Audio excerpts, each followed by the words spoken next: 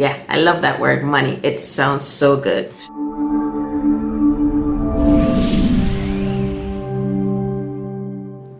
You know what time it is. It's time to ask an expert. Hi, I'm Dr. Neva. Now, today's expert is going to be from the financial sector, someone who is going to answer your question on money. Yeah, I love that word, money. It sounds so good. So my questions today are geared towards the funding guy, Edward. Edward, how are you? Good morning, Dr. Neva. I'm so excited to be a guest on your show. Yes, it's 3 o'clock in the morning. Yes, I just got in from my flight after being delayed 3 times today. But why am I so excited? Do you want to know? I'm actually in Atlanta, not on vacation, because my client who's next door, he's looking to buy this 300 unit hotel for pennies on the dollar. And what are we going to do? We're going to finance the entire purchase for him. My first question. A lot of individuals at the moment is looking for opportunities revolving around real estate and flipping property. And since that's your area, where can they find funding at the moment? So, Dr. Neva, great question. So who's lending in this market in the midst of pandemics, in the midst of declining sales, in the midst of family no longer believing in you, local bankers no longer believing in you, and sometimes you no longer believing in you? I gotta tell you, there's not a shortage of money in this market, okay? Let me say that again. There is not a shortage of money in this market. There are trillions upon trillions of dollars waiting for you. And let me explain why. Here's an inspirational thought I give to every one of my clients. And it begins like this. Victorious warriors win first, then they go to war. Defeated warriors go to war, then expect to win. Let me let that sink in. What I mean by that is you never get a second chance to make a first impression. Many of us don't seem financially astute. Many of us seem as though we're playing business rather than being in business. So not only do you not believe in you, the bankers no longer believe in you. So who's lending today? I have hard money lenders on real estate who are lending 100%, giving 100% of the acquisition price. So I said I'm in a hotel right now. This client is going to get 100% funding on this hotel. I have another client who just bought a 10-unit apartment complex, 100%. I have another client who's looking at buying a business, 100%. The lenders, one lender was a traditional bank, another lender was a private individual, another lender was a hedge fund. What are the 3 things they have in common? They all look for cash flow. They all look for someone who can show repayment. So if you want to be the victorious warrior, before you go to the bank, we need you to have all of your ducks in a row. Let there be no question that you are more than qualified for this funding. And you show that you're qualified by the first thing is being able to show that you can repay said debt. Everyone's lending. Every bank is still in business, but they're not in business to simply give you money. The banks are in business to make quality loans. And if you don't seem financially astute, if you don't have all your financials, if your business appears more like a hobby, you'll never, ever win funding. I've also received questions, especially, of course, from small business owners looking to stay afloat with their small business. What recommendations do you have for them? Dr. Neva, great question. For far too many people, for far too many entrepreneurs, when they walk into that branch, they go in with the mindset of thinking the glass is half empty. So they go in with a defeated attitude. And when you walk into that banker, you know what they're thinking? Unfortunately, they're thinking strugglepreneur, wanderpreneur. They'll never get any money from my bank. And the reason why? The vast majority of entrepreneurs, when they go to a lender, here's the thing. They don't know exactly how much they want. Secondly, they don't have a detailed plan on how the money is going to be allocated. Say, for example, if you're going to ask for $1 million, Mr. Banker, $400,000 exactly is going to be used on the acquisition of this 4,000 square foot building.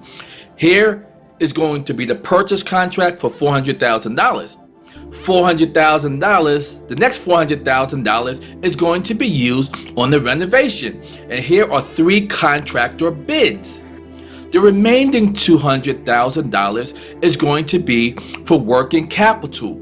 I'm going to bring on 10 more employees because I just received a substantial contract from the military or from a school board, right? But many of us can't say how much we need. It's like a guessing game. This is how the money is going to be utilized, how you're going to be repaid. This is my collateral. We go in with a bunch of paperwork, and what the banker sees is a bunch of excuses. Be financially astute. Don't be like the character who I like to say on Popeye the Sailor Man. I know it may be funny, but you guys remember J. Wellington Wimpy? I'll gladly pay you Tuesday for a hamburger today.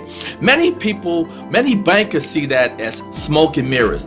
Many clients or small businesses or entrepreneurs always say they're going to repay you, but Tuesday never comes. We never have a concrete plan for repayment.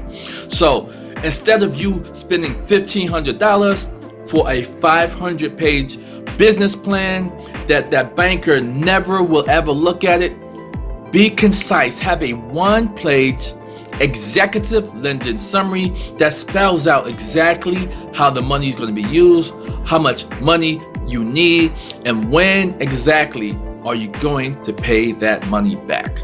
And my third question is, what mistakes individuals make when it comes to borrowing or trying to borrow money? The last tip I want to share with each and every listener, each and every person who's an aspiring business entrepreneur, I want you to move from strugglepreneur. I want you to move from stumblepreneur. I want you to move from idea to concept to completion to winning all the funding by taking this one final tip. And here it is. All banks are not created equal. Let me say that again. All banks, all lenders are not created equal. What do you mean by that, Ed? You're the funding guy, you know everything. Well, this is what I want to share with you. Every bank has a different lending criteria. Watch this. The lender we're meeting with today, we're putting our final touches on, they absolutely love hotels. They fund nothing except for hotels all over the world. You may look for a hotel, right? You may be somebody looking for a gas station. Every bank in your city may turn down a laugh at a gas station, right? No one funds hotels or restaurants or contractors. But I'm here to tell you, there are specialty lenders in every one of those niches. There are specialty lenders who lend to doctors. There are specialty people who lend to people who've been bankrupt. It's called DIP lending or DIP funding, right? But what I'm simply telling you is every lender is created created differently. So before you start bouncing around every particular bank in your city or in your town, do a little research and figure out, hey, do you lend on apartment complexes?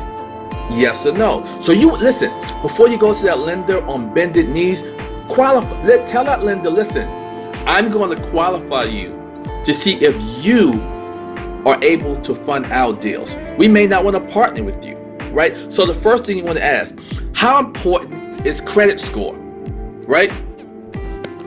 If I have a bunch of cash or a bunch of collateral, does that make a difference? Many people never thought about that.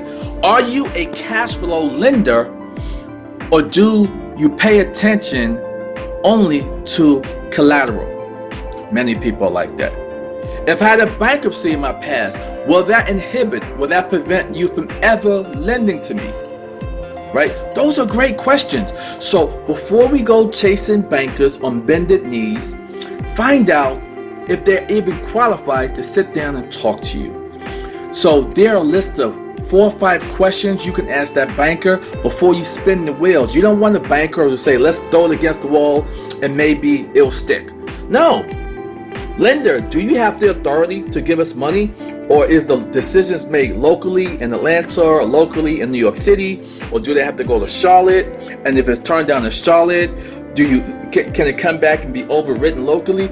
These are questions you need to know. Do you have 1-day approvals, or does it take 3 weeks approval? Right? Are you a lender who cares about just my credit score, or do I have to show what's called a stated loan to do real estate, right? Do you do fix and flip loans at 100%, or will you do something that requires me to put down 20 or 30% or 40%? So once you do some research on that lender, they may never qualify. So those are 5 questions that you can ask, you can put down, you can email them to a lender and say, hey, before I send you my documents, please let me know whether you qualify to join the people that I'm going to pitch. Thank you so much, Dr. Neva, for allowing me to just spend a few minutes with you. If I can do anything else for you or your audience, please do not hesitate to give us a call. Thank you, and God bless. All right, guys, thank you so much for watching. I hope you learned something from our expert. If you have any questions, please feel free to drop a comment down below in the comment section, or reach out to me on my social media handles or an email at info@nevalines.com. Until next time, bye-bye.